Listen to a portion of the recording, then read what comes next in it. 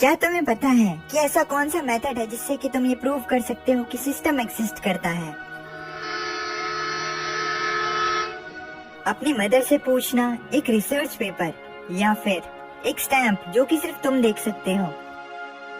सच कहूँ तो इन तरीकों से तुम पता नहीं लगा पाओगे कि सिस्टम क्या असल में एग्जिस्ट करता है या नहीं। ये कहानी है हमारे मेन कैरेक्टर लिंग रैन की, जो कि वर्ल्ड का ग्रेटेस्ट डॉक्टर बनने वाला था।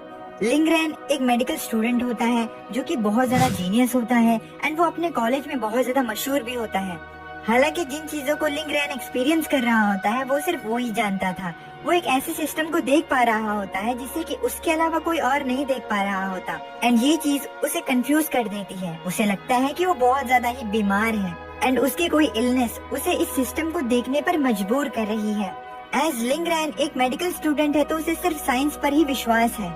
अगर तुम इस चैनल पर नए आए हो तो प्लीज इस चैनल को सब्सक्राइब जरूर से कर देना। एज यू गाइज नो कि मैं इस मानवा को सिर्फ एक्सप्लेन कर रहा हूँ एंड इसमें जितने भी इमेजेस हैं मैं उसका कॉपीराइट ओनर नहीं हूँ। ये सभी इमेजेस उनके रिस्पेक्टिव ओनर्स ओन करते हैं एंड उन सभी की इन्फॉर्मेशन मैंने डिस्क्रिप्शन में दे रखी है। तो प्लीज उनको सपोर्ट करने के लिए उनकी जितने भी मानवास हैं वो जरूर पढ़िएगा उनकी ऑफिशियल साइट पर ही। खैर अब वीडियो को स्टार्ट करते हैं। कहानी की शुरुआत में लिंग रैन एक ट्रेन में बैठा होता है एंड वो इस ट्रेन से युनहुआ हॉस्पिटल की ओर जा रहा होता है। सफर में उसके दिमाग में बहुत सारी चीजें चल रही होती हैं सिस्टम को लेकर। रैन कंफ्यूज था कि जो विंडो उसको अपनी आंखों के सामने भी दिखाई दे रही है वो क्या है। अगर तो वो सिस्टम है तो इस चीज का क्या प्रूफ है। रैन एक मेडिकल स्टूडेंट होता है युनहुआ हॉस्पिटल में। रैन को थ्योरी से ज्यादा साइंस पर भरोसा होता है, इसीलिए वो साइंटिफिक तरीकों से इस चीज का पता लगाना चाहता था कि जो सिस्टम विंडो से दिखाई दे रही है वो उसका इल्यूजन है या नहीं। युनहुआ हॉस्पिटल में पहुंचते ही रैन पहले अपना फिजिकल एग्जामिनेशन करवाता है जिसकी रिपोर्ट पूरी तरह से नॉर्मल आती है। फिजिकल रिपोर्ट नॉर्मल आ जाने के बाद रैन सोचता है कि उसे अपने साइकोलॉजी के टेस्ट भी अब करवाने चाहिए, इसीलिए वो अपने कॉलेज युनहुआ मेडिकल कॉलेज में जाता है।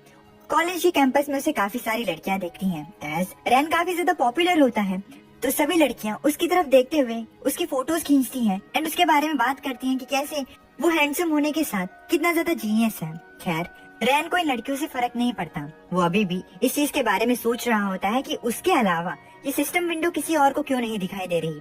वो गेट से लेकर कॉलेज कैंपस तक 108 लोगों को अपनी आंखों के सामने देख चुका है, लेकिन किसी ने भी उस सिस्टम विंडो को नहीं देखा जिसे कि सिर्फ रैन ही देख पा रहा होता है। रैन अब रुक जाता है। वो सिस्टम विंडो की तरफ देखता है जिसमें कि उसके बिगनर पैक को कलेक्ट करने की बात लिखी गई होती है एंड रैन ने अभी तक अपना बिगनर पैक ही कलेक्ट नहीं किया होता है क्योंकि रैन को लगता है कि ये उसका इल्यूजन है और इसी चीज को प्रूव करने के लिए वो इसे मेडिकल टेस्ट भी करवा रहा होता है। रैन सोचता है कि ऐसी चीजें सिर्फ नॉवेल्स या फिर कॉमिक्स में ही अपीयर होती हैं। उसे लगता है स्ट्रेस की वजह से या फिर मेंटल इलनेस की वजह से उसे ये सिस्टम विंडो दिखाई दे रही है। रैन ने एक प्रोफेशनल टेस्ट फॉर्म को पहले भी भरा होता है और अब रैन को सिर्फ फाइनल टेस्ट शीट रिजल्ट का इंतजार होता है और उस फाइनल रिजल्ट शीट को लेने के लिए वो लेबोरेटरी में जाता है। वहाँ पर जाकर रैन लेबोरेटरी के दरवाजे पर नॉक करता है एंड उसके नॉक से एक फीमेल बाहर आती है जो कि गुस्से में पूछती है कि आखिर वहाँ पर कौन है। लेकिन जैसे ही वो फीमेल रैन को देखती है तो वो तुरंत अंदर चली जाती है, जिसके बाद वो खुशनुमा अंदाज में रैन का स्वागत करती है। रैन अपनी सीनियर को कहता है कि वो उनके इक्विपमेंट को यूज करने के लिए आया है। इस पर उसके सीनियर उसे कहती है कि उसे इतना ज्यादा पोलाइट होने की जरूरत नहीं है। मजे की बात ये होती है कि उसके सीनियर को उस पर क्रश होता है, लेकिन बेचारे रैन उसे इस चीज से बिल्कुल भी फर्क नहीं पड़ता कि किस लड़की को उस पर क्रश है एंड किससे नहीं। उसे सिर्फ अपने काम से मतलब होता है। उसकी सीनियर उसे अंदर बुलाती है एंड चेयर पर बैठने के लिए कहती है एंड अब उसकी सीनियर उससे पूछती है कि उसकी तबीयत कैसी है। इस पर रैन कहता है कि उसकी तबीयत ठीक है, लेकिन उसकी सीनियर उससे ऐसा क्यों पूछ रही है। इस पर उसकी सीनियर उससे बताती है कि सुबह सुबह रैन ने अपना सीटी एंड MRI टेस्ट कराया था और इस चीज के बारे में उसने एक्सीडेंटली सुन लिया था, इसीलिए वो रैन से पूछ रही है कि कहीं उसकी तबीयत खराब तो नहीं, जो कि एक झूठ होता है। एज नॉर्मली सभी को अपनी क्रश की हालत के बारे में पता ही होता है क्योंकि इतना स्टॉक सब कोई कर लेते हैं क्योंकि वो चमड़ी है। रिमेम्बर, वंस अ चमड़ी ऑलवेज अ चमड़ी। खैर रैन की सीनियर घबराते हुए इस चीज को छुपा लेती है कि ये चीज उसे स्टॉकिंग से पता चली है। खैर रैन अपनी सीनियर को बताता है कि वो कुछ लिखना चाहता था, इसीलिए उसने अपने इतने टेस्ट करवाए। रैन अब अपनी सीनियर से पूछता है कि सिटी स्कैन की रिपोर्ट क्या आई है। इस पर वो घबराते हुए गलत जवाब देती है एंड ये कहती है कि बहुत शानदार, बहुत बढ़िया, very energetic, very young, no problem this. इस पर रैन सिर्फ नो प्रॉब्लम वाले फ्रेज को सुनता है और उसे फर्क नहीं पड़ता कि उसके सीनियर ने उसके बारे में क्या कहा था। रैन अभी भी सोच रहा होता है कि लोग कहते हैं कि लोगों में अच्छे दिमाग होते हैं, लेकिन उसके साथ जरूर कुछ गलत है जो कि उसे ये सिस्टम दिखाई दे रहा है। अब रैन उस मशीन की तरफ इशारा करता है जिसे कि वो यहाँ पर यूज करने के लिए आया होता है। रैन की सीनियर उसे उस मशीन के बारे में बताती है कि कैसे उसमें एक स्टैटिस्टिकल सॉफ्टवेयर है जो कि ये बता पाएगा कि उसके टेस्ट के रिजल्ट जो हैं वो ठीक है या नहीं। इसके बाद रैन की सीनियर उसे उस मशीन को यूज करना सिखाती है एंड एज उसे कुछ काम होता है तो वो रैन को ये कहकर चली जाती है कि अब क्योंकि वो सारी चीजें सीख चुका है तो वो अपने टेस्ट के रिजल्ट खुद चेक कर सकता है। रैन की सीनियर के जाने के बाद रैन अपने बैग से साइकोलॉजी टेस्ट शीट्स को निकालता है and step by step test sheet के डाटा को कंप्यूटर में इंसर्ट करने लगता है एंड आखिर में अब वो कैलकुलेट करने लगता है कि सारी डाटा एंट्रीज मैच हो रही हैं कि नहीं, ताकि वो ये पता कर सके कि कहीं उसे सच में कोई मेंटल लेवल इलनेस तो नहीं। अब वो कंप्यूटर धीरे धीरे करके सारे डाटा को कैलकुलेट करने लगता है। इस दौरान रैन सोचता है कि क्रॉस वेरिफिकेशन एक ऐसा साइंटिफिक तरीका है जिससे कि एक थ्योरी को या फिर इंफॉर्मेशन को गलत साबित किया जाता है। खैर कुछ ही टाइम बाद रैन के सामने उसकी टेस्ट रिपोर्ट आ जाती है एंड उसे पता चलता है कि वो मेंटली कम्प्लीटली नॉर्मल है। इसका मतलब ये होता है कि जो सिस्टम उसके सामने है वो बिल्कुल रियल है। रैन अब बिना टाइम गवाए जो न्यूबी पैक उसे सिस्टम के ऊपर दिखाई दे रहा था उसे ओपन कर लेता है। न्यूबी पैक के अंदर रैन को मास्टर लेवल सूचरिंग टेक्निक मिलती है। सूचरिंग एंड सिल्ला यहाँ पर बेसिकली सेम ही है। सूचरिंग टर्म जो है वो मेडिकल टर्म्स में यूज होता है। खैर इस गिफ्ट से रैन बिल्कुल भी खुश नहीं होता, एज उसे लगता है ये तो सिर्फ एक सूचरिंग टेक्निक है एंड इसके बारे में इतना खास क्या हो सकता है।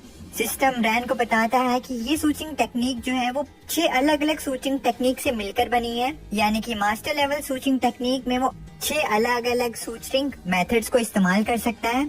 सिस्टम के ये बताने के बावजूद भी रैन इस चीज से बिल्कुल भी खुश नहीं होता, एज उसे लगता है कि चाहे जितने मर्जी सूचिंग मेथड्स उसे सिखा दी जाए फिर भी वो सूचिंग ही तो रहेगी। रैन कहता है कि वो ऐसी सूचिंग टेक्निक तो कहीं और भी सीख सकता है। इसके बाद रैन सिस्टम से पूछता है कि क्या वो उसे कुछ और नहीं दे सकता, जैसे कि कोई ट्रांसफॉर्मर्स या कोई सुपर पावर। इस पर सिस्टम रैन की रिक्वेस्ट को समझता है एंड कुछ देर बाद वो उसे मना कर देता है। इस पर रैन उससे पूछता है कि आखिर ऐसा क्यों है। इस पर सिस्टम रैन को समझाता है कि ये एक मेडिकल सिस्टम है जो कि सिर्फ मेडिकल नॉलेज को ही पास डाउन करता है एंड इसके अलावा वो कोई और स्किल को रैन को नहीं दे सकता है। इस पर रैन उससे पूछता है कि आखिर जो ये मास्टर लेवल टेक्निक है इसका मतलब क्या हुआ। सिस्टम रैन को समझाता है मिशन कंप्लीट करने के बाद रैन को कैटेगरीज में रिवॉर्ड्स मिलेंगे। ये कैटेगरीज लोवेस्ट से हाईएस्ट तक जाती हैं एंड स्टार्टिंग होती है नोविस से और जो हाईएस्ट लेवल है वो परफेक्ट है। जो टेक्निक अभी सिस्टम ने रैन को दी है वो एक मास्टर लेवल टेक्निक है जो कि 3rd रैंक में आती है एंड मास्टर के बाद परफेक्ट रैंक आती है। रैन अब सिस्टम से दोबारा पूछता है कि क्या इसका मतलब ये हुआ कि वो उसे सिर्फ सूचिंग टेक्निक ही अभी के लिए दे सकते हैं। इस पर सिस्टम उसे हाँ कहता है। अब रैन उसे और ज्यादा सवाल जवाब करता है ताकि वो इस चीज से ये पता लगा सके कि इस सिस्टम के पीछे कोई असली इंसान तो नहीं बैठा। अगर आप इंसानों से सेम चीज के बारे में बार बार पूछते हो तो वो आपको ये कहते हैं कि इस चीज के बारे में हम आपको पहले बता चुके हैं। इस चीज से रैन को ये समझ में आता है कि ये सिस्टम जो है वो असल में एक प्रोग्राम रन कर रहा है, ना कि कोई इंसान। खैर अब रैन सोचता है कि उसे इस मास्टर लेवल सूचिंग टेक्निक को इस्तेमाल करना चाहिए और देखना चाहिए कि ये कितनी ज्यादा एफिशिएंट है।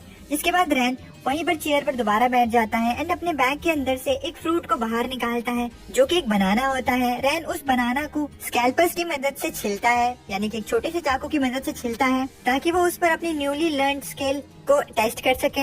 रैन नोटिस करता है कि कैसे उसका हाथ पहले से ज्यादा स्टेबल हो चुका है एंड वो काफी ज्यादा फ्लो के साथ अब उस छिले हुए बनाना को सूचर कर पा रहा है। कुछ ही टाइम में रैन उस बनाना को सूचर कर लेता है। जिसके बाद रैन नोटिस करता है कि कैसे उसने परफेक्टली उस बनाना को सूचर कर दिया। रैन को अब समझ में आता है कि सही में ये जो न्यूबी पैक है ये सच में काफी ज्यादा बढ़िया साबित हुआ। मजे की बात ये है कि ये सिर्फ मास्टर लेवल सूचिंग टेक्निक है एंड इसके बाद परफेक्ट लेवल सूचिंग टेक्निक भी आती है। रैन इस चीज के बारे में एक्साइटेड होता है। अब वो सोचता है कि एक रियल प्रोफेशनल डॉक्टर जो है उसने कितना ज्यादा अचीव किया होगा बिना सिस्टम के। खैर अब उनके कॉलेज में इंटर्नशिप डे आ जाता है, जिसके बाद उन्हें यूनहुआ हॉस्पिटल में ही इंटर्नशिप करनी पड़ती है। रैन के 2 क्लासमेट्स होते हैं जो कि आज काफी ज्यादा एक्साइटेड होते हैं। इंटर्नशिप से पहले इन सभी डॉक्टर्स की एक सेरेमनी होती है जिसे कि सारे डॉक्टर अटेंड कर रहे होते हैं। ये सभी न्यू इंटर्न्स अपने इंटर्नशिप डे को लेकर काफी ज्यादा एक्साइटेड हो रहे होते हैं, इंक्लूडिंग रैन्स रूममेट्स। एज ये सभी लोग बात कर रहे होते हैं कि तभी वहाँ पर मेडिकल एजुकेशन डिपार्टमेंट के डायरेक्टर लाई बीशा आ जाते हैं, एक वेल नोन सर्जन कैंग जूलियांग के साथ। डायरेक्टर सभी स्टूडेंट्स का स्वागत करता है एंड उन्हें बताता है कि उनके इंटर्नशिप पीरियड के फर्स्ट डे पर उनकी स्टार्टिंग जो है वो प्रैक्टिस रूम से स्टार्ट होगी एंड प्रैक्टिस रूम में उनके परफॉर्मेंस के बाद ही उन्हें काम दिया जाएगा। प्रैक्टिस रूम का नाम सुनते ही रैन थोड़ा एक्साइटेड हो जाता है। वो सोचता है कि प्रैक्टिस रूम जो है वो क्लिनिक से तो बढ़िया ही होगा। खैर, अब सभी स्टूडेंट्स जो होते हैं वो प्रैक्टिस रूम में जाते हैं, जिसके बाद डायरेक्टर सभी को डॉक्टर कैंग से इंट्रोड्यूस करवाते हैं, जो कि एक वेल नोन सर्जन होता है यूनुआ डिपार्टमेंट ऑफ सर्जरी में। डॉक्टर कैंग जो होता है वो काफी ज्यादा कोल्ड माइंडेड होता है। वो सभी स्टूडेंट्स से कहता है कि वो यहाँ पर बिल्कुल भी बकवास नहीं करेगा। वो सभी स्टूडेंट्स को बताता है कि एक सर्जन बनने के लिए तुम्हारे अंदर बहुत ज्यादा स्किल्स होनी चाहिए और इसीलिए डॉक्टर कैंग सभी को सबसे पहले बेसिक्स के बारे में बताता है, जो कि सूचर होता है। सूचरिंग टर्म सुनते ही रैन की आंखें चमक जाती हैं, और चमके भी क्यों ना, भाई ने अभी भी जो मास्टर लेवल सूचरिंग टेक्निक जो सीखी है। खैर, डॉक्टर कैंग अपने पीछे के पर्दे को हटाता है, सभी को एक ऑपरेटिंग रूम दिखाता है। डॉक्टर कैंग सभी से कहता है कि उन्होंने स्कूल में काफी ज्यादा प्रैक्टिस की होगी सूचरिंग की, लेकिन यहाँ पर उन्हें अपनी सारी नॉलेज को घर पर रख कर आना होगा। और तो और जो नए डॉक्टर सीधा जाकर ऑपरेटिंग टेबल पर ऑपरेट करना चाहते हैं, वो इस प्रैक्टिस रूम से निकल सकते हैं और क्लियरेंस स्टैंडर्ड्स के हिसाब से बच्चों को प्रैक्टिस रूम में एक सफेद चूहे की पूंछ को सूचर करना होगा, तभी उनकी क्वालिफिकेशंस इन्हें पता लग पाएंगी। व्हाइट चूहों की बात सुनकर कुछ डॉक्टर्स काफी ज्यादा अमेज रह जाते हैं। डॉक्टर कैंग भी हर साल बच्चों को इन चीज के बारे में बताता है, लेकिन उसे भी व्हाइट चूहे पसंद आते हैं। It means he has a soft corner. क्या डॉक्टर कैंग अब सभी को बताता है कि जो इस व्हाइट चूहे की पूंछ है उसे पार्ट में काटा गया है, इसीलिए उसे सूचर करना थोड़ा मुश्किल होगा, क्योंकि हर साल अलग प्रोविंस से डॉक्टर्स आते हैं एंड वो भी 95% ऑफ ब्लड फ्लो की रिक्वायरमेंट को फुलफिल नहीं कर पाते हैं एंड ये तो फिर भी इंटर्न्स हैं, इसीलिए उन डॉक्टर्स के मुकाबले इनके पासिंग रेट जो है वो 0 है। डॉक्टर कैंग की बात से काफी ज्यादा इंटर्न डॉक्टर्स जो होते हैं वो बिल्कुल भी सहमत नहीं होते। इस चीज को देखते हुए डॉक्टर कैंग उन सभी इंटर्न्स को हाथ खड़ा करने के लिए कहते हैं, जो कि कैंग को गलत प्रूफ करना चाहते हैं, जिसके बाद सारे बच्चे ही ऑलमोस्ट हाथ खड़ा कर लेते हैं अपना, सिवाय रैन को छोड़कर। रैन को हाथ खड़ा करता हुआ न देखकर उसके दोस्तों से पूछते हैं कि उन्होंने इस चीज को काफी बार प्रैक्टिस किया है, तो भले ही उन्हें सर्जरी के बारे में ना पता हो, लेकिन वो इस चीज को तो कर ही सकते हैं। इस पर रैन अपने दोस्त से कहता है कि वो लोग सिर्फ फ्रूट्स पर ही प्रैक्टिस करते हैं और इसीलिए एनिमल पर इस चीज को करना थोड़ा मुश्किल है। डॉक्टर कैंग अब एक बच्चे को सिलेक्ट करता है, जिसके बाद वो बच्चा इस अपॉर्चुनिटी को उठाते हुए आगे जाता है ऑपरेशन रूम में, जिसके बाद वो डॉक्टर कैंग के सामने बैठ जाता है। वो बच्चा काफी ज्यादा नर्वस होता है। दूसरे डॉक्टर्स जो होते हैं वो उसे ध्यान से देख रहे होते हैं। डॉक्टर कैंग उस इंटर्न डॉक्टर को रिलैक्स करने के लिए कहता है, एज उसके हाथ भी काफी ज्यादा हिल रहे होते हैं।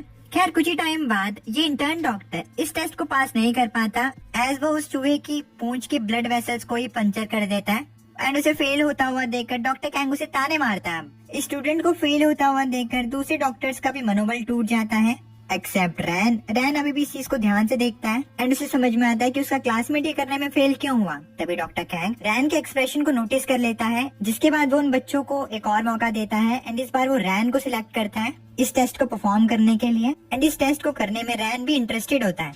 रैन अब अपनी जगह से खड़े होकर उस जगह जाने लगता है। मीनवाइल जो डॉक्टर उससे पहले गया था वो काफी ज्यादा डिससेटिस्फाइड होता है वेल अपनी खुद की ही परफॉर्मेंस से। उसे इतना ज्यादा डिससेटिस्फाइड देखकर दूसरे इंटर्न स्टूडेंट्स जो होते हैं वो ये सोचते हैं, क्या रैन अच्छा कर पाएगा। रैन सर्जरी रूम के अंदर जाता है। डायरेक्टर सभी को बताते हैं कि डॉक्टर कैंग जो है वो पहले सभी बच्चों को दिखाएंगे कि सूचर टेक्निक को कैसे किया जाता है, इसीलिए सभी बच्चों को उस पर ध्यान देना है। मीनवाइल रैन के दोस्त भी उसे ध्यान से देख रहे होते हैं। रैन तैयार होता है। इसके बाद डॉक्टर कैंग चूहे की पूंछ को 10 हिस्सों में काट देते हैं एंड बताते हैं कि वैसे तो वो लोग चूहे की पूंछ को 60 से 80 सेगमेंट्स में काटते हैं, लेकिन आज की सिचुएशन थोड़ी स्पेशल है, इसीलिए इसे थोड़ा सा ही काटा गया है। डॉक्टर कैंग अब सभी को करके दिखाते हैं कि कैसे चूहे की पूंछ को सूचर किया जाता है। चूहे की पूंछ को जोड़ते हुए डॉक्टर कैंग नोटिस करते हैं कि रैन जो वो उनकी बातों पर ध्यान नहीं दे रहा है। इस पर उन्हें काफी ज्यादा गुस्सा आता है। डॉक्टर कैंग को पता होता है कि रैन जो होता है वो पढ़ने में काफी ज्यादा अच्छा है, लेकिन इसका मतलब ये नहीं कि वो प्रैक्टिकल नॉलेज भी उतनी ही रखता है। डॉक्टर कैंग को लगता है कि रैन जो है वो काफी ज्यादा घमंडी है। कैंग को लगता है कि रैन जो है वो उसकी डेमोन्स्ट्रेशन पर बिल्कुल भी ध्यान नहीं दे रहा है एंड इस बात पर उसे बहुत ज्यादा गुस्सा आता है कि रैन किसी और तरफ देख रहा है। कैंग बात करता है कि कैसे रैन को लग रहा है कि थ्योरेटिकल नॉलेज काफी है और इसीलिए वो डेमोन्स्ट्रेशन पर ध्यान नहीं दे रहा है। ये चीज कैंग को बहुत ज्यादा गुस्सा दिलाती है एंड वो सोचता है कि वो अब रैन को सबक सिखाएगा, इसीलिए वो उसे बातों पर उलझाए रखता है एंड कुछ ही टाइम बाद डेमोन्स्ट्रेशन खत्म कर देता है। इससे रैन जो होता है वो डेमोन्स्ट्रेशन को ठीक से नहीं देख पाता एंड उसे भी लगता है कि डेमोन्स्ट्रेशन जो वो काफी ज्यादा जल्दी खत्म हो गई, एज रैन जो था वो और ज्यादा डेमोन्स्ट्रेशन को देखना चाहता था, लेकिन कोई बात नहीं। रैन अब टूल्स को अपने हाथ में लेता है एंड वो स्टार्ट करता है इस सर्जरी को। रैन इस मौके को गंवाना नहीं चाहता था, एज वो एक वेल नोन सर्जन के सामने परफॉर्म कर रहा होता है। रैन बहुत ज्यादा स्टेबल हाथों के साथ सर्जरी को स्टार्ट करता है। रैन बहुत ही ज्यादा फ्लो के साथ अपने काम को कर रहा होता है। कुछ ही टाइम बाद वो चूहे की पूंछ के कटे हुए पार्ट को सोचा कर देता है। इंटर्न्स नोटिस करते हैं कि कैसे रैन ने इस सर्जरी को कंप्लीट भी कर दिया। डायरेक्टर भी इस चीज को देखकर काफी ज्यादा हैरान रहता है कि रैन ने इस सर्जरी को डॉक्टर कैंग से भी पहले कर दिया। ये देखकर डॉक्टर कैंग खुद ही हैरान रह जाता है कि रैन ने इतनी जल्दी एनास्टोमस पॉइंट को स्टिच कर दिया। कैंग सोचता है कि अगर कोई सर्जन माइक्रो सर्जरी में भी स्पेशलिस्ट हो, तब भी इस प्रोविंस में कुछ ही लोग हैं जो डॉक्टर कैंग को सर्जरी में पीछे छोड़ सकते हैं, लेकिन एक इंटर्न ऐसा कैसे कर सकता है। ये चीज डॉक्टर कैंग को बहुत ज्यादा खटकती है। रैन अब डॉक्टर कैंग से कहता है कि उसका काम खत्म हो चुका है। रैन मनी मन सोच रहा होता है कि मास्टर लेवल सूचिंग टेक्निक जो है वो इस्तेमाल करने में काफी ज्यादा आसान है। मीनवाइल डॉक्टर कैंग जो होता है उसकी ये हालत देखकर काफी ज्यादा खराब हो चुकी होती है। वो दोबारा से देखता है, लेकिन उसे अपनी आंखों पर विश्वास नहीं होता कि रैन ने सच में सर्जरी को इतनी ज्यादा जल्दी खत्म कर दिया, वो भी पूरे परफेक्ट तरीके से। ये चीज कैंग के लिए काफी ज्यादा अनएक्सपेक्टेड होती है।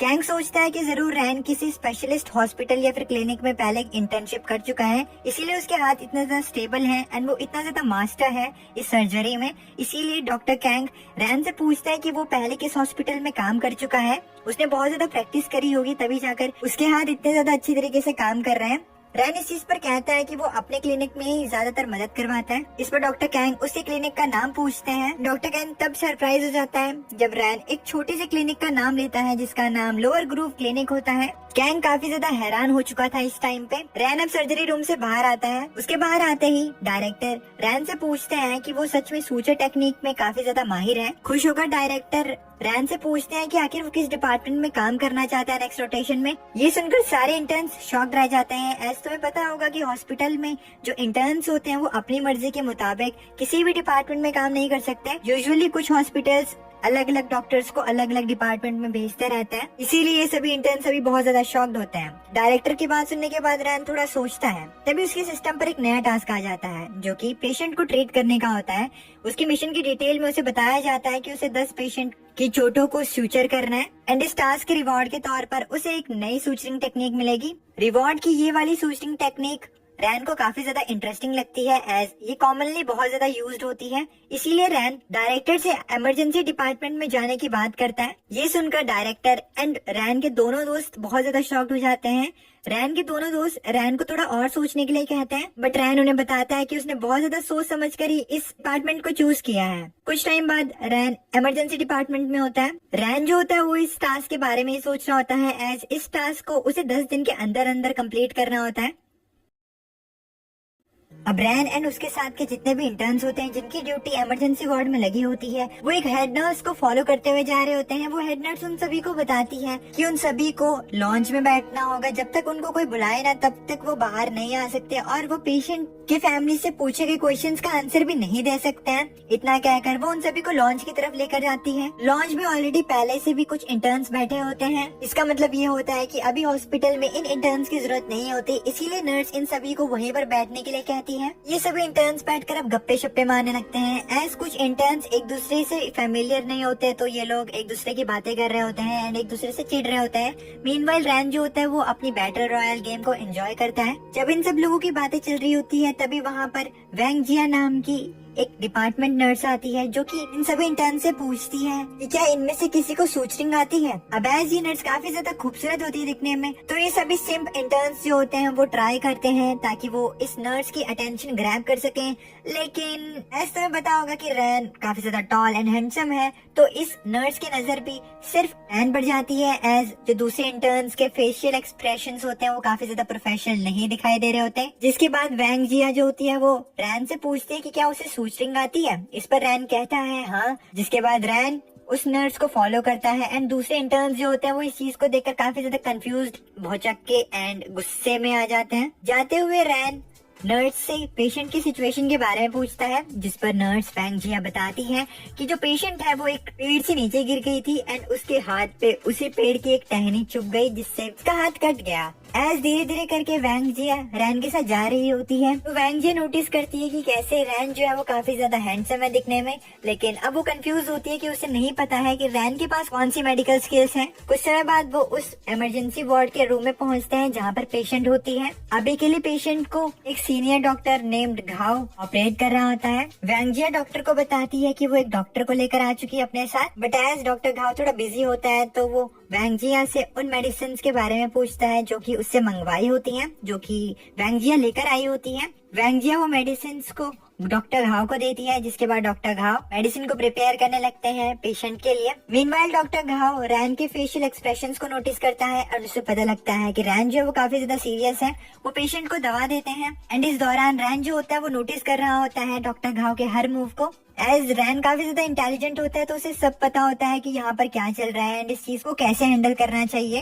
खैर डॉक्टर घाव अब रैन को पेशेंट के वुंड को क्लीन करने के लिए कहता है। डॉक्टर घाव बड़े आराम से पेशेंट से बात करता है एंड उसे बताता है कि उसकी चोट जो है वो थोड़ी गहरी है, इसीलिए उसकी चोट को स्यूचर करने से पहले उसे 2 बार और धोना होगा और इसीलिए पेशेंट को ज्यादा चिंता करने की जरूरत नहीं है। जिस पर पेशेंट घबराते हुए कहती है कि वो ज्यादा चिंता नहीं करेगी। खैर ऑब्वियसली वो थोड़ी चिंता तो कर ही रही होती है, घबरा रही होती है। रैन इस चीज को नोटिस करता है कि कैसे पेशेंट के साथ डॉक्टर घाव कितने आराम से बात कर पा रहे हैं। रैन बात करता है कि लॉन्च से बाहर आते हुए उसे कितनी ज्यादा डिफिकल्टी हुई, लेकिन अब वो एक ऐसे डॉक्टर से मिल रहा है जो कि सच में अच्छा है अपने काम में। All the back in the mind रैन को इस चीज की भी खबर होती है कि उससे अपने सिस्टम के टास्क को कंप्लीट करना है। रैन सोचता है कि अगर वो इस टास्क को अच्छे तरीके से कर पाए तो उसे अच्छे रिवॉर्ड्स मिल सकते हैं। इसी सोच को लेते हुए वो डॉक्टर घाव से पूछता है कि क्या वो अकेले ही स्टिचिंग को कर सकता है। इस पर डॉक्टर घाव थोड़ा सोचता है एंड रैन को इस चीज के लिए हाँ कह देता है। डॉक्टर घाव बात करता है कि कैसे यंग डॉक्टर्स जो होते हैं वो थोड़े इम्पेशेंट होते हैं एंड वो इतने ज्यादा स्किल्ड नहीं होते यूजुअली, इसीलिए डॉक्टर घाव हर बार ही यंग डॉक्टर्स की मदद कर देता है। ऑल्दो ये वाला ऑपरेशन जो है वो थोड़ा सा छोटा है, इसीलिए एज लॉन्ग एज रैन इस ऑपरेशन को स्टेप बाय स्टेप करे तो कोई प्रॉब्लम नहीं आएगी। बिसाइड डॉक्टर घाव बात करता है कि वैसे भी वो यहीं पर है, इसीलिए ज्यादा कुछ खराब नहीं होगा।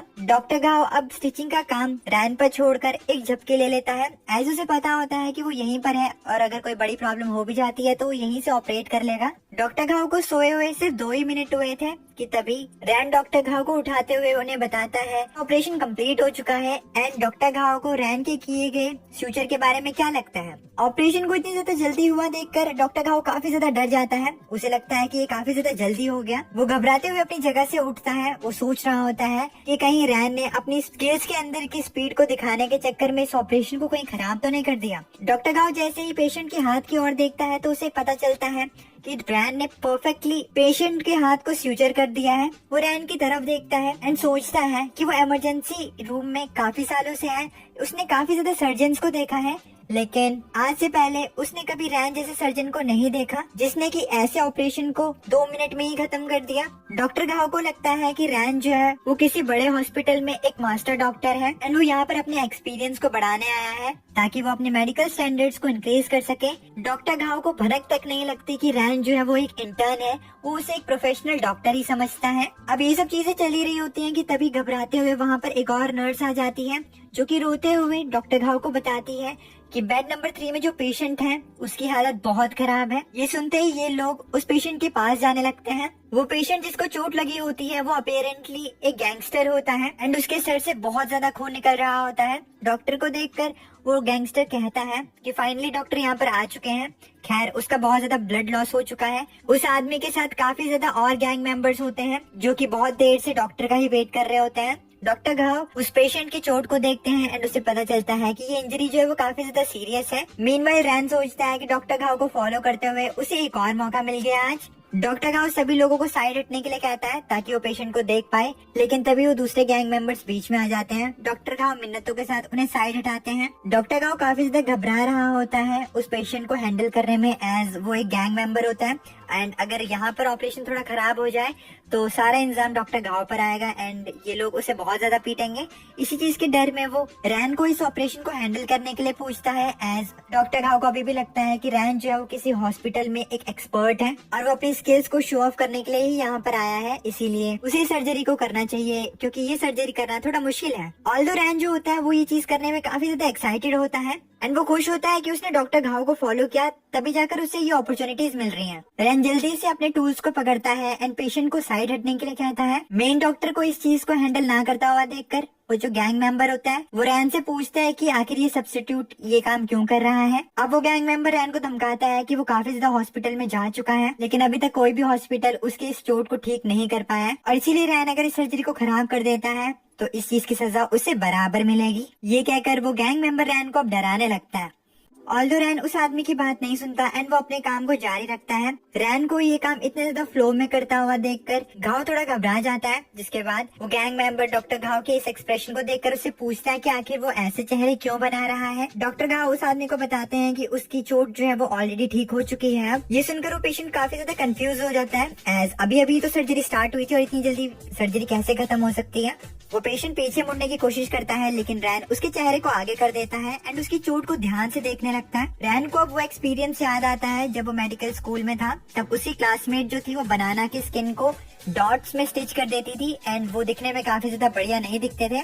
ऑल्दो रैन ने जिस पेशेंट के सर को अभी स्टिच किया होता है वो दिखने में काफी ज्यादा बढ़िया लगता है। रैन देखता है कि उस आदमी के सर पे बिल्कुल भी बम्प्स नहीं है एंड वो दिखने में ठीक लग रहा है। सर्जरी से कुछ संतुष्ट होने के बाद रैन उस आदमी को एक शीशा देता है एंड उसे खुद देखने के लिए कहता है। मीनवाइल इस ऑपरेशन को लेकर डॉक्टर घाव सोचता है कि पेशेंट जब बात कर रहा था तभी रैन ने उसके सर को सूचर कर लिया। इससे पेशेंट को बिल्कुल भी पता ही नहीं लगा कि कब उसकी चोट ठीक हो गई एंड इस तरीके के ऑपरेशन को पहली बार डॉक्टर घाव ने अपनी आंखों से देखा है। डॉक्टर घाव इस सूचर टेक्निक से बहुत ज्यादा इम्प्रेस होता है।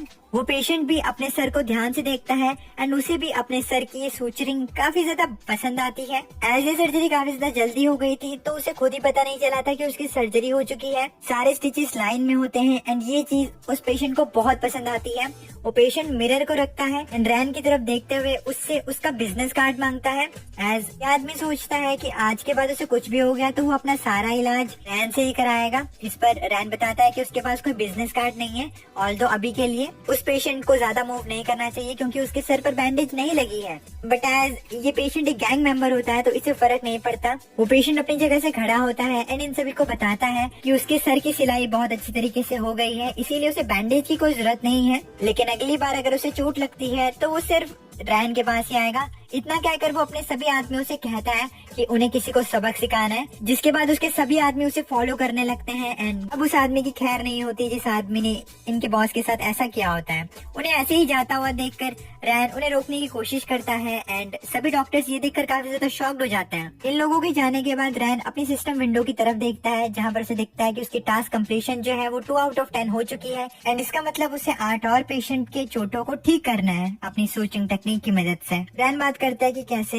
ये मिशन बहुत जल्दी ही खत्म होने वाला है। कुछ समय बाद कुछ इंटर्न्स जो कि उस लॉन्च में बैठे हुए थे उनमें से एक डॉक्टर वैंग जिया के पास जाता है एंड उससे काम के लिए पूछता है, लेकिन इस पर वैंग जिया उसे कहती है कि अगर उसे ऑपरेशन में दखल अंदाजी करनी है तो वो उसे फॉलो ना करे तो ही बढ़िया है। इस पर वो इंटर्न वैंग जिया से कहता है कि यहाँ पर काफी ज्यादा लोग हैं जिन्हें चोटें लगी हुई हैं और इसीलिए वो डॉक्टर घाव की मदद करना चाहता है। इस पर वैंग जिया उसे बताती है कि डॉक्टर घाव जो है वो रेस्ट करने के लिए गए हुए हैं एंड जितने भी लोग इसे इमरजेंसी वार्ड्स में दिखाई दे रहे हैं वो सभी लोग डॉक्टर रैन के पास आए हैं। ये सुनकर वो इंटर्न बहुत ज्यादा गुस्से में आ जाता है एंड वो वैंग जिया से कहता है कि क्या पेशेंट अपने डॉक्टर्स को चूज कर सकते हैं, वो भी इमरजेंसी डिपार्टमेंट में। इसमें वैंग जिया उसे बताती है कि उन्हें जो करना है वो कर सकते हैं। एज बेचारी वैंग जिया तो रैन का ही साथ देगी क्योंकि चमड़ी मैटर है गैस। खैर ये इंटर्न वैंग जिया को फॉलो करते हुए उस रूम में पहुंचता है जहाँ पर वो गैंग लीडर जिसे कि रैन ने कुछ ही समय पहले ठीक किया था वो भी होता है, लेकिन इस बार वो अपने एक दोस्त के साथ होता है एंड वो रैन से बात करता है कि कैसे उसके भाई को चोट लग चुकी है एंड इस चोट को सिर्फ डॉक्टर रैन ही ठीक कर सकता है। रैन ये सुनकर थोड़ा कंफ्यूज होता है, जिसके बाद वो आदमी जो कि उस गैंग मेंबर के साथ आया होता है जो कि अपेरेंटली खुद भी एक गैंग मेंबर होता है, वो रैन को बताता है कि उसने सुना है कि रैन की मेडिकल स्किल्स जो है वो एक्सीलेंट है, लेकिन उसकी चोट जो है वो थोड़ी प्रॉब्लमेटिक है। इसीलिए अब ये आदमी रैन से पूछता है कि क्या वो उसके टैटू को बचा सकता है, क्योंकि जिस जगह पे इस आदमी को चोट लगी होती है वो जगह पर इस आदमी का एक टैटू होता है एंड इस आदमी को अपने टैटू से बहुत ज्यादा प्यार होता है। खैर रैन अब उस आदमी के हाथ के टैटू को देखता है और उससे पूछता है कि क्या ये एक डियर है। इस पर वो आदमी बताता है कि नहीं, ये डियर नहीं है। अब क्योंकि ये आदमी भी अलग अलग हॉस्पिटल से अपनी सूचरिंग करवा चुका है, यानी कि टांके लगवा चुका है अपनी टैटू वाली जगह पर, तो वॉश के बाद इस टैटू की हालत ये होगी ओरिजिनली इस आदमी ने एक डियर का टैटू करवाया था, लेकिन इस आदमी को चोट लग गई थी, जिसके बाद इसने फ्यूचर करवाया कहीं और से एंड उसके बाद इसके टैटू खराब हो गया, जिसके बाद इसे टैटू को मिटवाना पड़ा एंड इस बार इसने अपनी टैटू की जगह पर एक यूनिकॉर्न बनवाया। लेकिन ये वाला यूनिकॉर्न टैटू भी थोड़ा खराब हो चुका है ड्यू टू हिज चोट। रैन उस आदमी के टैटू को ध्यान से नोटिस करता है, जिसके बाद वो उसके वुंड को देखता है एंड उस आदमी को बताता है कि उसकी चोट जो है वो बहुत बड़ी है, इसीलिए अगर इसने अपने टैटू पर ध्यान नहीं दिया तो स्टिचिंग के बाद भी इसका टैटू आउट ऑफ शेप हो जाएगा। वो आदमी रोते हुए बोलता है कि वो अपने टैटू को चेंज नहीं करवाना चाहता और ना ही वो अपने टैटू को मिटवाना चाहता है और इसीलिए वो रैन से मदद मांगता है। रैन अब उस आदमी की चोट को ठीक करने लगता है कि इसी दौरान वो इंटर्न वहाँ पर आ जाता है एंड वो बीच में बोलता है कि रैन तो एक इंटर्न है ना। इस पर वो जो गैंग मेंबर होता है वो काफी ज्यादा चिढ़ जाता है एंड वो उस इंटर्न को डराते हुए कहता है कि अगर उसने बीच में कुछ बोला तो उसकी हड्डी पसली तोड़ दी जाएंगी। ये सुनकर वो इंटर्न डर जाता है एंड वो अपना मुंह बंद कर लेता है। कुछ ही टाइम बाद रैन उस आदमी के चोट को सिल देता है। सिलने के बाद उस आदमी को खुद विश्वास नहीं होता कि रैन ने इतना ज्यादा बढ़िया फ्यूचर किया है कि उसके टैटू पर पता भी नहीं लग रहा कि वो फ्यूचर किया गया है एंड उसका टैटू जो है वो अब बच चुका है। वो इंटर्न भी ये सब दूर से होता हुआ देख रहा होता है एंड उसे विश्वास नहीं होता कि जो कुछ भी आदमी कह रहा है वो बिल्कुल सही है। उन्हें लगता है कि ये सारे लोग जो है वो अंधे हैं एंड ये बहुत ज्यादा बढ़ा चढ़ा कर ये बातें बोल रहे हैं। ऐसा कैसे पॉसिबल हो सकता है, क्योंकि रैन तो एक इंटर्न है। अब जैसे ही वो आदमी जिसके चोट लगी होती है वो साइड मुड़ता है तो उसके टैटू को देखकर जो इंटर्न अभी कह रहा था कि रैन इस चीज को करीब सोचता है कि उसने ऑलमोस्ट अपनी सच्चाई बता दी थी। खैर कुछ ही टाइम बाद रैन अपने सिस्टम टास्क को कंप्लीट कर लेता है शाम होते होते, जिसके बाद उसे अनइंटरप्टेड वर्टिकल मैट्रेस फ्यूचरिंग टेक्निक मिल जाती है जो कि स्पेशलिस्ट लेवल होती है। रैन खुश होता है कि उसने एक ही आफ्टरनून में इस टास्क को कंप्लीट कर लिया एंड वो इस नई स्किल को ट्राई करने के लिए एक्साइटेड होता है। शाम होते होते रैन अपने घर पर पहुंचता है। रैन के घर वालों का एक खुद का क्लिनिक होता है जिसका नाम लोअर ग्रूव होता है, जिसकी बात रैन पिछली बार कर रहा था कि वहाँ पर वो काम करता है। रैन को देखकर उसके फादर उससे पूछते हैं कि आखिर वो एक स्टूडेंट की तरह कपड़े क्यों पहने हुआ है एंड उसका व्हाइट रोब कहाँ पर है। रैन के फादर बस जल्दी से जल्दी रैन को एक डॉक्टर की तरह देखना चाहते हैं।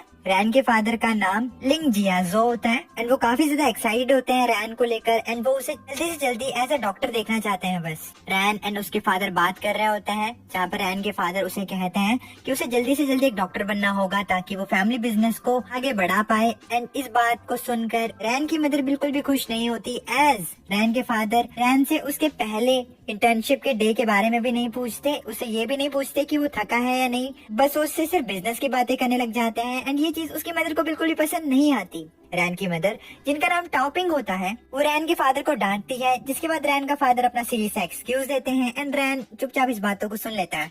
तभी अचानक से वहाँ पर उनके क्लिनिक पर एक आदमी आ जाता है। उस आदमी की आवाज सुनकर ये तीनों फैमिली मेंबर्स काफी ज्यादा घबरा जाते हैं। वो आदमी जो कि इतनी ज्यादा तेजी से चिल्ला रहा होता है वो एक दूसरे आदमी के साथ आया होता है जिसका हाथ कटा हुआ होता है। उस आदमी की हालत को देखकर जो दूसरे लोग उस क्लिनिक पर बैठे होते हैं वो लोग भी उसकी तरफ आ जाते हैं एंड उसके बारे में बात करने लगते हैं। अब क्योंकि ये सारे लोग आस पड़ोस से ही होते हैं तो इसीलिए ये लोग भी इस आदमी को जानते थे। वो आदमी बताता है कि उसके हाथ पर चॉपिंग बोर्ड से एक नाइफ गिर गया जिसकी वजह से उसका हाथ कट गया एंड अब उसके हाथ से काफी ज्यादा खून आ रहा है। इस सिचुएशन को देखकर जो डॉक्टर लोअर ग्रुप क्लिनिक में डॉक्टर का काम करता था वो वहाँ पर आ जाता है। अब तुम्हें याद होगा कि रैन के फादर रैन को बस जल्दी से एक डॉक्टर बनाना चाहते हैं, वो इसीलिए क्योंकि वो अपने क्लिनिक में खुद एक डॉक्टर का काम नहीं करते हैं एंड उन्होंने दूसरे डॉक्टर्स को हायर किया हुआ है पेशेंट्स को देखने के लिए एंड ये डॉक्टर्स जो है वो हाई सैलरी डिमांड करते हैं जो कि रैन के फादर को बिल्कुल भी पसंद नहीं है। खैर इस डॉक्टर का नाम डॉक्टर शियोंग होता है। यह आदमी पेशेंट के हाथ के ऊपर की पट्टी को हटाता है एंड उसे पता चलता है कि पेशेंट के हाथ पर एक गहरा कट लगा हुआ है। इस कट को देखते हुए डॉक्टर शियोंग उस आदमी को एक बड़े हॉस्पिटल में खुद को दिखाने के लिए कहते हैं। रैन भी इस चीज को सुन लेता है एंड उसे ये चीज पसंद नहीं आती कि कैसे उसके लोअर ग्रूव क्लिनिक की पहली इंप्रेशन ही यही है कि वो दूसरे पेशेंट्स को बड़े हॉस्पिटल्स में भेज रहे हैं। इसीलिए रैन डॉक्टर शियोंग से पूछता है कि क्या वो उसकी मदद कर सकता है। रैन के ऐसे कहते ही उसके सिस्टम पर एक नया क्वेस्ट पॉपअप हो जाता है जिसमें कि उसे बताया जाता है कि उसकी स्किल यहाँ पर टेस्ट होगी। मिशन की डिटेल्स में उसे कहा जाता है कि उसे यांग जाओशु जो कि पेशेंट का नाम है उसके हैंड को ट्रीट करना है। अगर पेशेंट को रिजल्ट सेटिस्फाइड लगते हैं तो रैन को एक बेसिक ट्रेजर चेस्ट मिलेगा। खैर रैन की बात सुनकर डॉक्टर शियोंग उससे ये कहते हैं कि उसकी इंटर्नशिप अभी एक दिन पहले ही तो शुरू हुई है तो वो कैसे मदद कर सकता है। अब क्योंकि पेशेंट के हाथ से बहुत ज्यादा ब्लड निकल रहा होता है तो डॉक्टर शियोंग सोचता है कि उससे पेशेंट के हाथ को डिसइंफेक्ट कर देना चाहिए। इसीलिए वो लोअर ग्रूव क्लिनिक की नर्स जुआनजी को वहाँ पर बुला लेता है मदद के लिए, जिसके बाद डॉक्टर शियोंग जुआनजी से उन मेडिसिन को मंगाता है जिससे कि वो पेशेंट के हाथ को डिसइंफेक्ट करने वाला था। रैन भी इस चीज को देख रहा होता है, उसने अपने क्लिनिकल कोट को पहना हुआ होता है।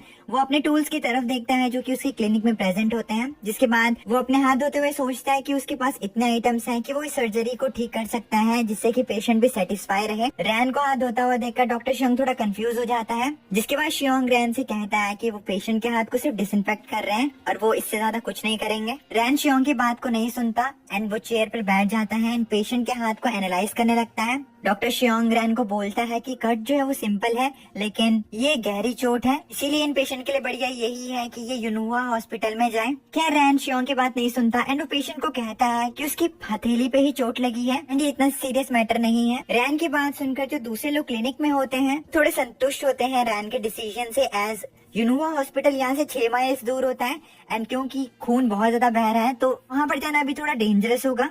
खैर शियोंग अभी भी रैन को समझाता है कि उन्हें इस चीज को अपने हाथ में नहीं लेना चाहिए, लेकिन रैन इस बात को नहीं सुनता। जिसके बाद वो सर्जरी की तैयारी करने लगता है एंड वो नर्स से दवाई मंगाता है। उसे ऐसा करता हुआ देखकर डॉक्टर शियोंग काफी ज्यादा घबरा रहा होता है एंड वो अभी भी उसे रोकने की कोशिश कर रहा होता है। रैन अब पेशेंट के हाथ को स्टिच करना शुरू कर देता है एंड दूसरे लोग इस चीज को होता हुआ देख रहे होते हैं। सर्जरी करते वक्त रैन को पता लगता है कि पेशेंट अब शायद नाजुक कामों को नहीं कर पाएंगे, एज जो पेशेंट है वो एक फूड शॉप ओन करता है। रैन कहता है कि इमरजेंसी डिपार्टमेंट में टेंडेंट्स को स्यूचर करना थोड़ा मुश्किल हो सकता था, लेकिन सर्जरी डिपार्टमेंट में ये बेसिक रूटीन है। अगर अभी पेशेंट हॉस्पिटल जाता तो उसे एक अच्छा सूचर मिल सकता था, लेकिन उसे जो सर्विस मिलती वो बहुत ही ज्यादा एवरेज होती। एंड रैन को अपनी स्किल्स पर विश्वास होता है, इसीलिए वो इस चीज को अपने हाथ में लेकर ये सब कर रहा होता है। धीरे धीरे करके वो पेशेंट के हाथ को पूरी तरह से सूचर कर लेता है। सर्जरी कंप्लीट होने के बाद सारे लोग शॉक्ड रह जाते हैं, एज रैन ने क्लीन सर्जरी की होती है। शियोंग पेशेंट के हाथ को ध्यान से देखता है एंड उसे पता चलता है कि ये सर्जरी बेमिसाल हुई है, लेकिन अब शियोंग कंफ्यूज होता है कि रैन ने आखिर इस चीज को कैसे किया। खैर रैन अब पेशेंट के हाथ पर पट्टी बांधने लगता है एंड पेशेंट इस चीज को लेकर काफी ज्यादा कंफ्यूज होता है कि क्या सच में सूचर इतना ज्यादा आसान होता है।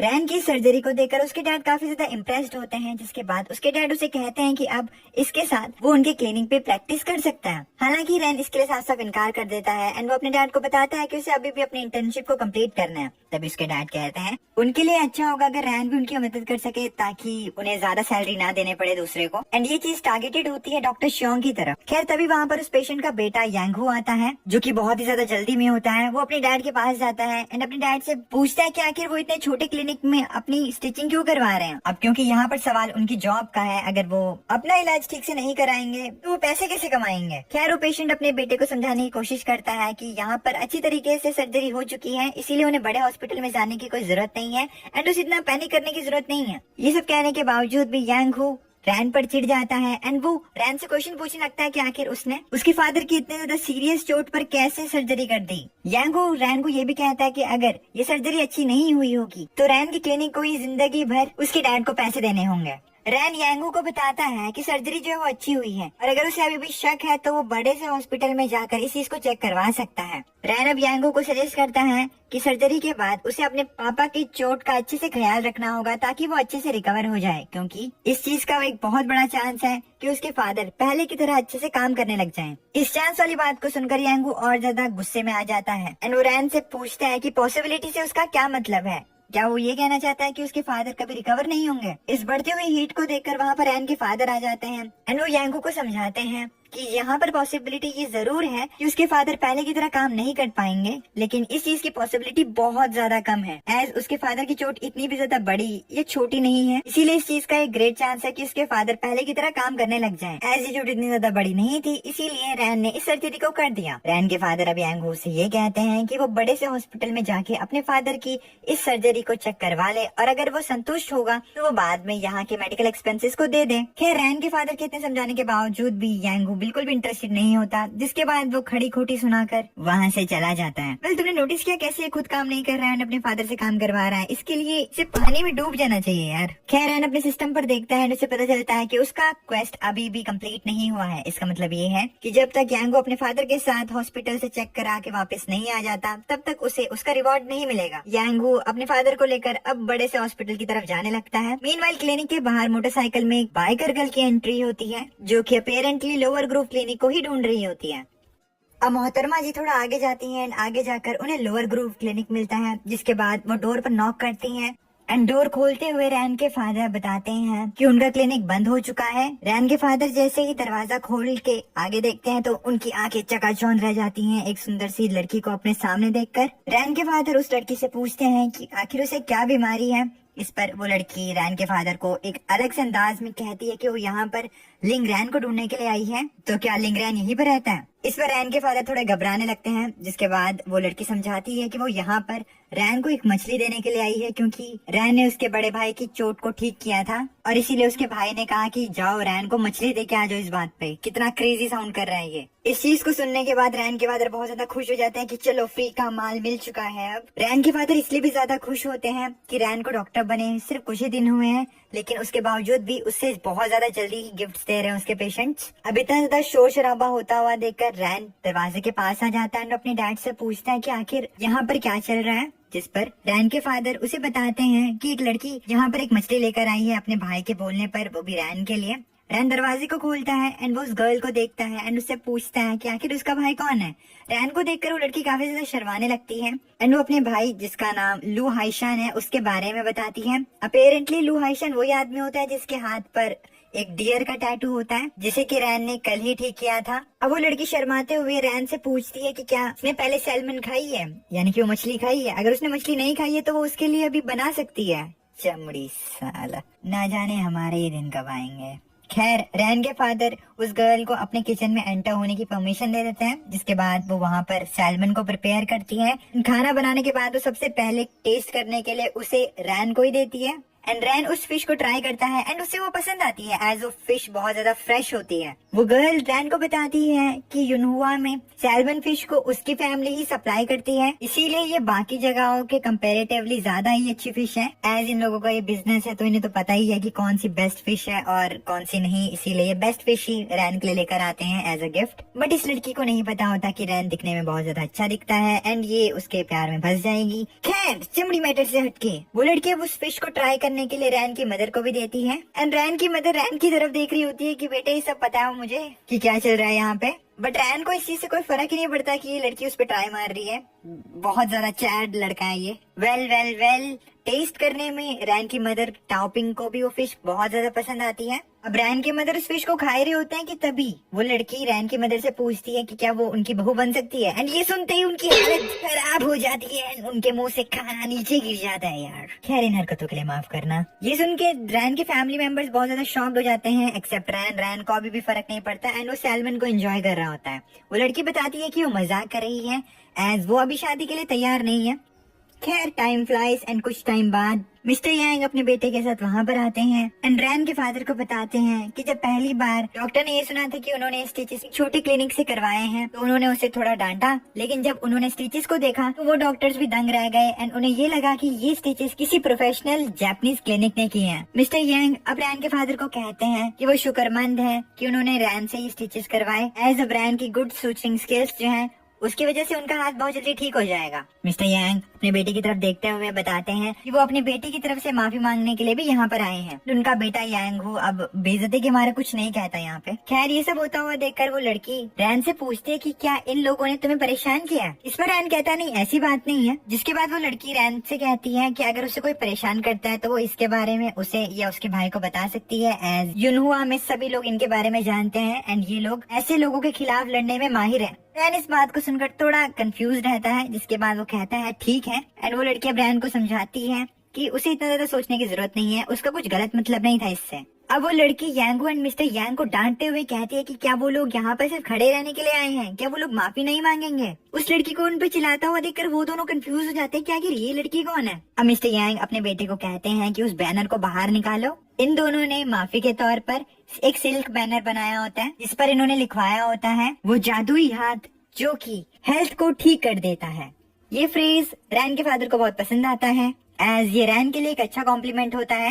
रैन के फादर सोचते हैं कि वो इस बैनर को अपने क्लिनिक में लगाएंगे ताकि जब किसी को भी लगे कि रैन जो है वो इनएक्सपीरियंस्ड और यंग है तो वो इस चीज को उन्हें दिखा सके। खैर, रैन की सक्सेसफुल सर्जरी एंड इस सिल्क बैनर के लिए अब ये लोग सेलिब्रेशन करने के बारे में सोचते हैं, एज ये बहुत ज्यादा खुशी की बात होती है इन लोगों के लिए। इसीलिए अब ये लोग पटाखे फोड़ने लगते हैं। मीनवाइल क्वेस्ट को कंप्लीट करने के बाद रैन को एक बेसिक ट्रेजर चेस्ट मिल जाता है। रैन अभी भी नोटिस करता है कि ये वाला सिस्टम जिसमें उसका रिवॉर्ड चेस्ट अपीयर हो रहा है उसे भी उसके अलावा कोई और नहीं देख सकता है। रैन अब उस चेस्ट को खोलता है एंड इस बार उसे उसके अंदर से एक एक्चुअल आइटम मिलती है। रैन उस आइटम को देखकर थोड़ा कंफ्यूज होता है कि इस बार उसे रियलिटी में एक आइटम मिली है। खैर, नेक्स्ट डे यूनुआ हॉस्पिटल में काफी ज्यादा बोरिंग डे चल रहा होता है। सारे इंटर्न्स लॉन्ज में ही होते हैं जहाँ पर रैन गेम खेल रहा होता है एंड दूसरे इंटर्न्स जो होते हैं वो गप्पे लड़ा रहे होते हैं। एज आज हॉस्पिटल में ज्यादा काम नहीं होता, तभी रैन के सिस्टम पर उसे एक नया क्वेस्ट मिलता है जिसमें कि उसे पेशेंट्स को ट्रीट करना होता है एंड हर 10 पेशेंट्स को ट्रीट करने के बाद उसे एक ट्रेजर चेस्ट मिलेगी। रैन सोच ही रहा होता है कि आज हॉस्पिटल में ज्यादा काम नहीं है तो शायद वो इस टास्क को आज कंप्लीट ना कर पाए, लेकिन तभी अचानक से लॉन्ज में एक नर्स आती है जो कि इंटर्न्स को अपने साथ लेकर आती है। वो स्पेसिफिकली लिंग रैन को मेंशन करती है, जिसके बाद ये सभी इंटर्न्स इमरजेंसी डिपार्टमेंट के डायरेक्टर के सामने जाकर खड़े हो जाते हैं। इमरजेंसी डिपार्टमेंट का डायरेक्टर हुओ कोंगजुन सभी डॉक्टर्स को इकट्ठा इसलिए करवाता है क्योंकि पास ही सब अर्बन फैक्ट्री में एक बहुत बड़ा धमाका हुआ होता है जिसके इम्पैक्ट से काफी ज्यादा कैजुअलिटीज हुई होती हैं, बहुत लोगों को चोट पहुंची होती है। और इसका मतलब ये था कि इमरजेंसी डिपार्टमेंट जो था वो बहुत ज्यादा बिजी होने वाला था। सभी डॉक्टर्स ये सुनकर थोड़े घबरा जाते हैं। मीनवाइल डॉक्टर जाओ जो कि रैन के बगल में खड़े होते हैं वो रैन को कहते हैं कि रैन को उन्हें फॉलो करना है। तभी वहाँ पर एक एम्बुलेंस आती है जिसके अंदर से डॉक्टर्स यानी कि वो इंटर्न्स पेशेंट को बाहर निकालते हैं एंड उसे रेस्क्यूएशन रूम में लेकर जाते हैं। ये सब चल ही रहा होता है कि तभी एक और एम्बुलेंस आ जाती है एंड डायरेक्टर इंटर्न्स को अब अलग अलग रूम में इन पेशेंट्स को ले जाने के लिए कहता है। बहुत सारे लोगों को चोट आई होती है इसीलिए इस काम में बहुत ज्यादा टाइम लगने वाला था। डायरेक्टर डॉक्टर जाओ को ट्रीटमेंट रूम को संभालने के लिए कहते हैं, जिसके बाद डॉक्टर जाओ ट्रीटमेंट रूम में जाते हुए रैन को कहते हैं कि वहाँ पर उसे सूचर टेक्निक्स का इस्तेमाल करना है।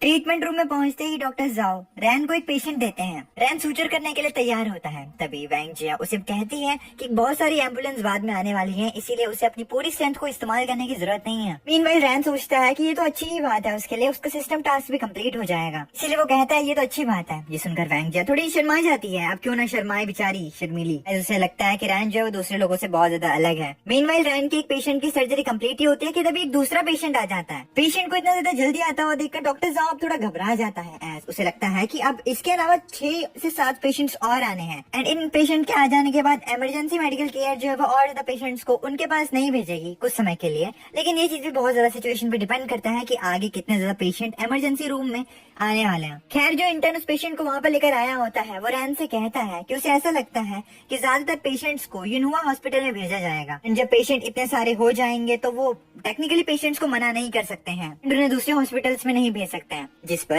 रैन कहता है कि अगर ऐसी बात है तो जो पेशेंट उसे असाइन है वो पहले उन्हें ट्रीट कर देगा, जिसके बाद क्या उसके लिए ये सही रहेगा कि वो दूसरे पेशेंट को भी ठीक कर सकता है। इस पर डॉक्टर शाओ रैन को बताते हैं कि अगर वो दूसरों की मदद करना चाहता है उनके जॉब में तो इसमें कोई हर्ज नहीं है। डॉक्टर जाओ अब ये सोचते हैं कि इतना ज्यादा काम करने के बाद क्या रैन को थकान नहीं लगेगी। डॉक्टर जाओ रैन से बहुत ज्यादा इंप्रेस होता है इस टाइम पे। डॉक्टर जाओ के हाँ बोलने के बाद रैन कहता है कि उन्हें अब और ज्यादा जल्दी से काम करना होगा। ये सुनकर जो इंटर्न उसके पीछे उस पेशेंट को लेकर आया होता है वो भी सर्जरी करने के लिए तैयार होने लगता है एंड इस पर डॉक्टर जाओ से समझाते हैं कि उन्होंने अभी सिर्फ रैन को ही काम दिया सर्जरी का एंड वो सर्जरी में पार्टिसिपेट नहीं कर सकता है एंड ये बात उस बेचारे को पसंद नहीं आती। खैर, वो कर भी क्या सकता है सीनियर के सामने। रैन अब उस पेशेंट को देखता है जिसके टांग में बहुत ज्यादा गहरी चोटें लगी होती हैं।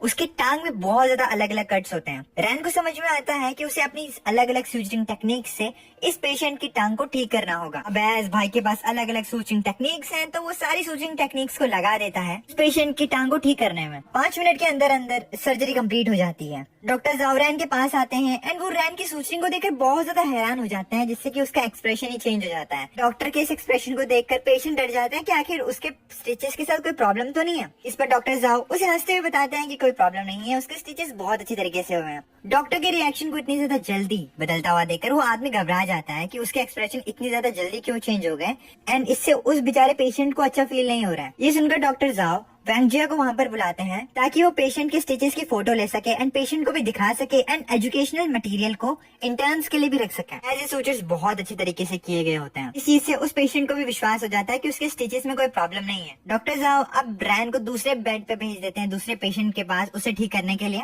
एज वो बहुत ज्यादा एफिशिएंटली काम कर रहा होता है। डॉक्टर जाओ ये भी सोचते हैं कि जब तक उनके पास लिंगरैन है तब तक उन्हें टेंशन लेने की कोई जरूरत नहीं है, ना ही उनका ज्यादा एफर्ट लगेगा। बहुत कामचोर डॉक्टर हो भाई सच में। डॉक्टर जाओ की बात सुनकर रैन डॉक्टर जाओ से पूछता है कि क्या इस पेशेंट को ठीक करने के बाद वो दूसरे लोगों की चोटों को सूचर कर सकता है। इस पर डॉक्टर जाओ रैन को समझाते हैं कि उसे खुद जाकर पेशेंट को नहीं ढूंढना है, उसे बस नर्स को बोलना है कि वो पेशेंट को अंदर लेकर आ जाए। इस पर रैन पूछता है कि ऐसा क्यों है, तो डॉक्टर जाओ से समझाते हैं कि अगर वो ऐसा करेगा तो बहुत सारे लोग उसके आसपास इकट्ठा हो जाएंगे एंड उससे पेशेंट्स के बारे में पूछने लगेंगे, यानी कि अपने ही फैमिली मेंबर्स के बारे में पूछने पड़ेंगे, जिससे कि उनका काम बहुत ज्यादा स्लो हो जाएगा। इससे उन्हें मल्टीपल फैमिलीज को आंसर करना पड़ेगा लगातार, सो ये बहुत ज्यादा ही हैक्टिक हो जाएगा सबके लिए। इसीलिए डॉक्टर जाओ वैंग जिया को अपने पास बुलाते हैं एंड रैन को यहीं पर बैठने के लिए कहते हैं और कहीं ना जाने के लिए कहते हैं। तब तक के लिए वैंग जिया बाहर जाकर पेशेंट को भी बुला लेगी। वैंग जिया बाहर जाने के पहले रैन के पास आती है एंड उससे पूछती है कि क्या उसकी कोई स्पेशल रिक्वेस्ट है। इस पर रैन वैंग जिया से कहता है कि वो उन्हीं पेशेंट को अंदर लेकर आए जिन्हें एक्सीडेंट में चोट लगी है एंड वो कोशिश करे कि वो उन्हीं पेशेंट को लेकर आए जिन्हें की सिर्फ सूचर चाहिए ताकि उन्हें जल्दी ट्रीट किया जा सके। डॉक्टर घाव भी रैन की बात से संतुष्ट होते हैं। वैंग जिया बाहर जाती है एंड अब वो एक लेडी पेशेंट को लेकर आती है एंड इस टाइम तक रैन अभी भी सर्जरी कर रहा होता है दूसरे पेशेंट की। इसका मतलब वो लगातार पेशेंट्स को ठीक करने में लगा हुआ था। धीरे धीरे करके वो अपने क्वेस्ट को कंप्लीट कर लेता है, जिसके बाद रिवॉर्ड के तौर पे उसे ट्रेजर चेस्ट मिलती है। वो ट्रेजर चेस्ट को खोलता है एंड उसे दोबारा से ट्रेजर चेस्ट के अंदर से एनर्जी सीरम मिलता है। रैन सोचता है कि कहीं न्यूबीज के लिए कोई स्पेशल प्रिविलेज तो नहीं है। रैन अब सिस्टम के बारे में सोच ही रहा होता है कि तभी डॉक्टर जाओ से पीछे से बुला लेते हैं ताकि वो नेक्स्ट पेशेंट पे काम कर सके। अब यहाँ पर डॉक्टर जाओ एंड रैन दोनों मिलकर ही काम कर रहे होते हैं पेशेंट पे, जिसमें कि डॉक्टर जाओ पेशेंट की चोटों को डिसइंफेक्ट करने का काम कर रहे होते हैं। रैन अब दूसरे पेशेंट की सूचरिंग करने लगता है एंड इस दौरान डॉक्टर जाओ अब एक और नए पेशेंट की चोट को डिसइंफेक्ट करने लगते हैं। ये पेशेंट एक ओल्ड मैन होता है, जिसे कि डॉक्टर जाओ ये बताते हैं कि रैन सर्जरी करने में खुद डॉक्टर जाओ से अच्छा है, इसीलिए उन्हें ज्यादा चिंता करने की जरूरत नहीं है, एज पेशेंट बहुत ज्यादा चिंता कर रहा होता है। अब जैसे वो पेशेंट रैन को देखता है तो वो थोड़ा घबरा जाता है, एज रैन एक यंग डॉक्टर होता है। लेकिन रैन उस पेशेंट को विश्वास दिलाता है कि वो किसी भी तरह के सूचर को कर सकता है, इसीलिए उसे टेंशन लेने की कोई जरूरत नहीं है। कुछ टाइम बाद एक और बार रैन का क्वेस्ट कंप्लीट हो जाता है 10 पेशेंट को ठीक करने का एंड उसे एक और बार ट्रेजर चेस्ट मिल जाती है। एंड अब रैन सोचता है कि अगला उसे दोबारा से रिकवरी सीरम मिल गया। अब रैन के दिमाग में चलता है कि इमरजेंसी डिपार्टमेंट जो है वो यूजुअली इतना ज्यादा बिजी नहीं होता है एंड इसीलिए उसे आज के दिन का फायदा उठाना चाहिए ताकि उसे जम के रिवॉर्ड्स मिले। रैन सिर्फ रिवॉर्ड्स के बारे में नहीं सोच रहा होता, वो पेशेंट्स के बारे में भी सोचता है। वो कहता है कि उसे ज्यादा से ज्यादा सर्जरी इसको करना होगा, एज जो chief physicians associate chief physicians जो हैं वो दूसरे पेशेंट्स जिनको सीरियस इंजरी हुई है उन्हें ट्रीट कर रहे हैं, तो इसलिए ज्यादातर काम जो है वो यंग डॉक्टर्स के ऊपर है। लेकिन जब ये सीरियस केसेस खत्म हो जाएंगे तो chief physicians associate chief physicians जो हैं वो इमरजेंसी रूम में आ जाएंगे एंड नॉर्मली पेशेंट्स को ट्रीट करने लगेंगे। जिसका मतलब ये है कि रैन के पास अब सर्जरी करने का कुछ ही टाइम पड़ा है एंड उसे कुछ ही घंटों के लिए सर्जरी करने को मिलेगी, इसीलिए उसे ज्यादा से ज्यादा सर्जरीज को करना होगा। रैन के दिमाग में एक आइडिया आता है, वो सोचता है कि उसे दूसरों की मदद लेनी चाहिए ज्यादा सर्जरी करने में। इसीलिए वो डॉक्टर जाओ से पूछता है कि क्या वो किसी को भेज सकता है यहाँ पर उनकी मदद करने के लिए। इस पर डॉक्टर जाओ कंफ्यूज हो जाते हैं, उससे पूछते हैं कि उसे किस चीज में मदद चाहिए। रैन समझाता है कि अभी वो दोनों ही काम कर रहे हैं और सेपरेटली काम करने से उनका काम बहुत ज्यादा एफिशिएंट हो गया है, लेकिन अगर उनके साथ एक और आदमी आ जाए तो ऑपरेशन करने में और ज्यादा आसानी होगी। यानी कि अगर 3 डॉक्टर्स होंगे तो एक डॉक्टर चोट को डिसइंफेक्ट कर सकता है, दूसरा सूचर कर सकता है एंड तीसरा चोट पे पट्टी लगा सकता है, जिससे कि उनका काम बहुत ज्यादा तेज हो जाएगा। अब डॉक्टर साहब थोड़े थके हुए होते हैं तो वो रैन को पूछते हैं कि क्या उसे उनकी मदद भी चाहिए। इस पर रैन कहता है कि अगर वो मदद करेंगे तो ठीक है, लेकिन यहाँ पर रैन दूसरे इंटर्न्स को मौका देना चाहता है। ये सुनकर डॉक्टर साहब काफी ज्यादा खुश हो जाता है कि उसे अब फाइनली कोई काम नहीं करना पड़ेगा एंड वो इंटर्न्स पे काम को छोड़ सकता है, इसीलिए वो इस चीज के लिए मान जाता है। एंड अब वो पूछता है कि उसे कौन सा स्टूडेंट चाहिए, मेल स्टूडेंट चाहिए या फीमेल स्टूडेंट चाहिए। तो ये सुनकर वैंग जिया को थोड़ी जेलसी होने लगती है। इस पर रैन कहता है कि उसे कोई स्पेसिफिक स्टूडेंट नहीं चाहिए, उसके टीममेट्स ही ठीक हैं। एंड वैंग जिया भी कहती है कि ऐसा ही करना चाहिए, एज अगर कोई फीमेल नहीं होगी तो बेचारी की सेटिंग हो जाएगी अब क्या कहें, इस चीज पर डॉक्टर घाव कहते हैं कि उन्हें इस चीज से कोई प्रॉब्लम नहीं है, लेकिन जो अलग डिपार्टमेंट के डॉक्टर्स हैं उनके पेशेंट को अगर वो ट्रीट कर रहे हैं तो उन्हें बाद में उन डॉक्टर्स को ये समझाना होगा। इतना कहकर वो वहाँ से चले जाते हैं। जिसके बाद वैंग जिया रैन के रूममेट्स को ले आती है। रैन के दोस्त अब ट्रीटमेंट रूम में आते हैं। वो लोग शॉक्ड होते हैं कि भाई रैन ये सब कैसे कर रहा है, कहीं वो डॉक्टर्स को गिफ्ट तो नहीं दे रहा। इस पर रैन कहता है कि वो ऐसा कुछ भी नहीं कर रहा है, उसे बस कुछ मदद चाहिए थी डेब्रीमेंट में एंड बैंडेजिंग में, इसीलिए उसने उन दोनों को वहाँ पर बुलाया। इतना कहते ही रैन के दोस्त कामों को बांट लेते हैं एक दूसरे में एंड अब ये तीनों तैयार होते हैं एफिशिएंटली सर्जरी को करने के लिए।